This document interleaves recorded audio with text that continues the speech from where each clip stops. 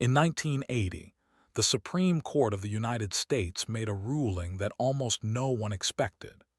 It ruled that the United States government had illegally seized the Black Hills of South Dakota from the Sioux Nation, in direct violation of the Fort Laramie Treaty of 1868, which had guaranteed those lands to the Sioux in perpetuity. The court called the taking a rank act of dishonesty. It awarded the Sioux $106 million in compensation, the largest Indian land claims settlement in American history at that time. The Sioux refused the money. They voted, through their tribal councils, not to accept it. They said that the Black Hills were not for sale, that no amount of money could compensate for the loss of land that was, in Lakota understanding, the center of the world. That accepting the settlement would be, in the words of one Sioux leader, like selling your mother. The money went into a federal trust account. It has been sitting there ever since. With interest, the fund now exceeds $1 billion. The Sioux have not touched it. There is a question embedded in the Sioux refusal of the money that American law has never honestly answered. The Supreme Court said the taking was illegal. It said the United States had broken its own treaty, had seized land by force that it had promised to protect. It said the Sioux were owed something, and then it offered them money. The Sioux said money was not the point. The point was the land. The point was that the United States had made a promise, a solemn, treaty-level promise, ratified by the Senate, signed by the President, and had broken it the moment gold was found in the hills that the promise covered. The point was that the remedy for a broken promise is not a check. The remedy for a broken promise is keeping the promise. The United States has never offered to keep the promise. The $1 billion sits in the account. The Black Hills remain federal land, and the Sioux are still waiting. The Fort Laramie Treaty of 1868 was not an act of generosity. It was an act of exhaustion. The United States Army had spent years attempting to suppress Sioux resistance to the expansion of white settlement onto the Great Plains, and had failed. The Red Cloud War of 1866 to 1868 had ended in a rare American military defeat. The Army had been forced to abandon its forts along the Bozeman Trail, and the Sioux, under Chief Red Cloud, had burned those forts to the ground as the soldiers left. The Fort Laramie Treaty that resulted gave the great Sioux Nation a reservation covering all of what is now western South Dakota, including the Black Hills. It guaranteed the Sioux the right to hunt in the unceded territory to the north and west. And it contained a provision, Article 12, that stated that no future cession of reservation land would be valid unless 3/4 of all adult male Sioux had signed their agreement to it. The Black Hills, Pahasapa and Lakota were not simply land to the Sioux. They were the center of the Lakota world, the place where the people had emerged from the earth, according to their creation stories, the location of their most sacred ceremonies, a landscape so embedded in Lakota spiritual life that the idea of its loss was not a political or economic question but an existential one. The treaty held for 6 years. In 1874, Lieutenant Colonel George Armstrong Custer led an expedition into the Black Hills. His geologists confirmed what rumor had long suggested. There was gold in the hills, in significant quantities, in places accessible enough to be commercially exploited. By the following spring, thousands of prospectors were pouring into the Black Hills in direct violation of the Fort Laramie Treaty, which explicitly prohibited non-Indian settlement on the reservation. The United States Army made a half-hearted effort to turn them back, and then effectively stopped trying. The flow of prospectors was too large, and the political pressure to accommodate them too strong. The United States government sent a commission to the Sioux in 1875 to negotiate the purchase or lease of the Black Hills. The Sioux refused to sell. The government's response was to manufacture a pretext for war. In the winter of 1875 and 1876, the United States government issued an ultimatum to the Sioux bands living off the reservation in the unceded territory.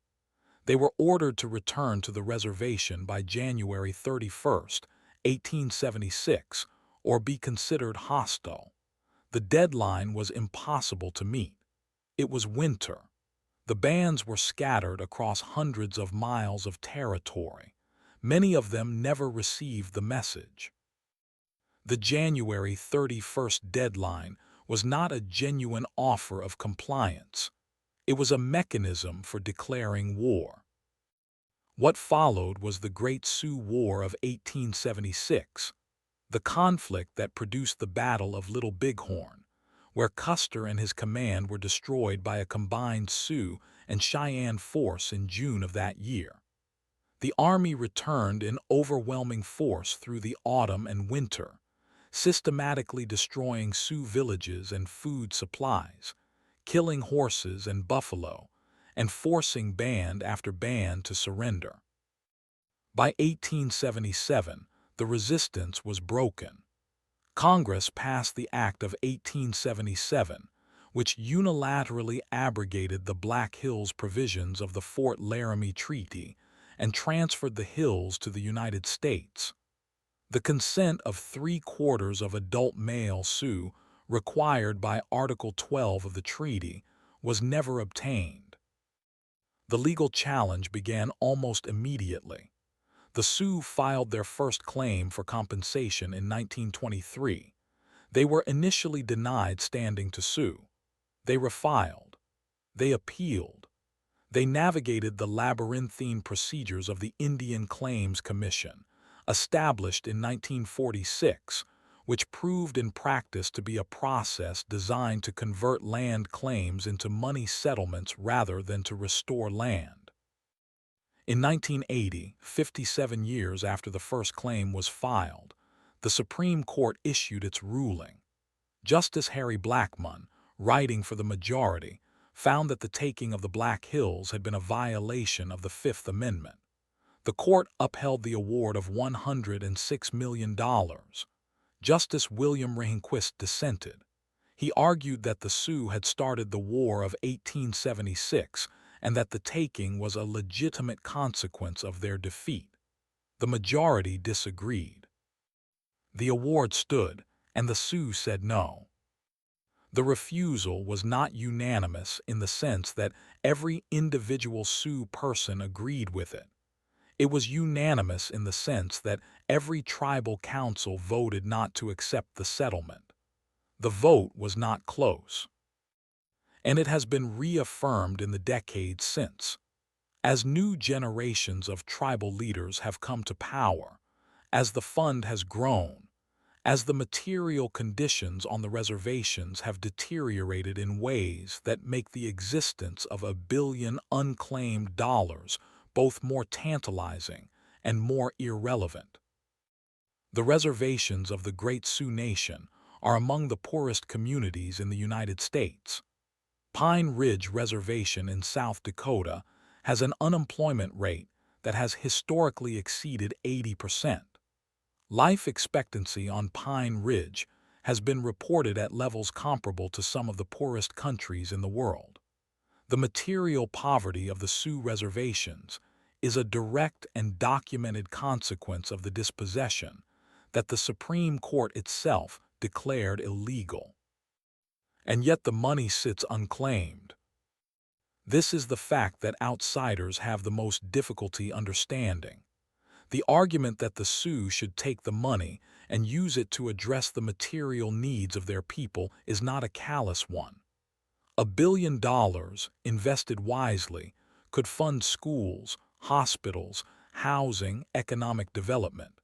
It could address, in concrete and immediate ways, suffering that is real and documented and ongoing.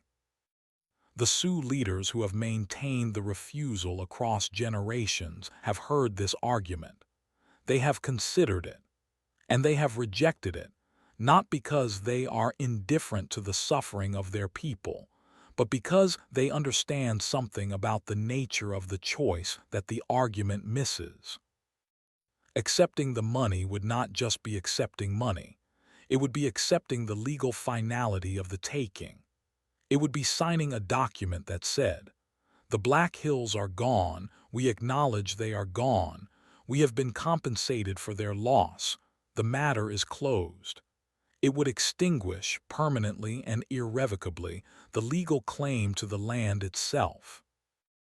And the Black Hills are not, in Lakota understanding, a legal claim. They are Pahasapa, the center of the world, the place the people came from, the location of the ceremonies that define what it means to be Lakota. No amount of money compensates for the loss of the center of the world, and accepting money in exchange for it would be an act of cultural and spiritual self-destruction that the elders who made the original decision believed would be worse than continued poverty. Vine Deloria Jr., the Standing Rock Sioux scholar whose book Custer Died for Your Sins became one of the foundational texts of the Native American rights movement, wrote about the Black Hills with a clarity that the legal documents could not match. The hills were not property. They were a relationship between the Lakota people and the land they had come from, and the spiritual obligations that relationship entailed. Selling that relationship for money was not compensation. It was annihilation of a different kind. The tribal councils have voted. The money stays in the account. The Black Hills are federal land. They contain Mount Rushmore, the faces of 4 American presidents carved into granite that the Fort Laramie Treaty guaranteed to the Sioux in perpetuity, in a mountain range that the Sioux consider sacred. The monument was completed in 1941. The Sioux were not consulted about its construction. They have consistently described it as a desecration. They contain the Homestake Mine, one of the largest and most productive gold mines in American history, which operated from 1876 to 2002 and extracted billions of dollars worth of gold from the hills that were taken in violation of the treaty. The gold that the prospectors found in 1874, the gold whose discovery triggered the chain of events that the Supreme Court would eventually call a rank act of dishonesty, has long since been extracted, processed, sold, and distributed through the American economy. There have been legislative efforts to return portions of the Black Hills to the Sioux. In 1985, Senator Bill Bradley of New Jersey introduced the Sioux Nation Black Hills Act, which would have transferred approximately 1.3 million acres of federal land back to Sioux ownership. The bill went nowhere. It has never passed. The political obstacles to land return are essentially insurmountable. The Black Hills are home to communities of white settlers whose families have lived there for generations. The political will to honor a treaty that was broken a century and a half ago does not exist in the Congress that would need to provide it. And so the situation remains as it has been since 1980. The Supreme Court said the taking was illegal. The United States offered money. The Sioux refused money. The land stayed federal. The money accumulated interest. The poverty on the reservations continued. And the question of what America actually owes to the people whose land it took, in violation of its own promises, remained unanswered. Not unacknowledged, the Supreme Court acknowledged it, unanswered. There is a distinction that the story of the Black Hills forces into view between acknowledgement and remedy, between saying that something wrong was done and doing something about it. The 1980 ruling is one of the most explicit acknowledgments of federal wrongdoing in the history of American law. It named what happened, it called it what it was, and it offered, as remedy, the thing that American law knows how to offer: money. The Sioux said money was not the remedy. They were right. The remedy for taking someone's sacred land is returning their sacred land. The remedy for breaking a treaty is keeping it. These are not complicated propositions. They are simply politically impossible in a country whose relationship with its indigenous people has never moved beyond the stage of acknowledging what was done to the stage of undoing it. The $1 billion sits in the account. It will keep growing.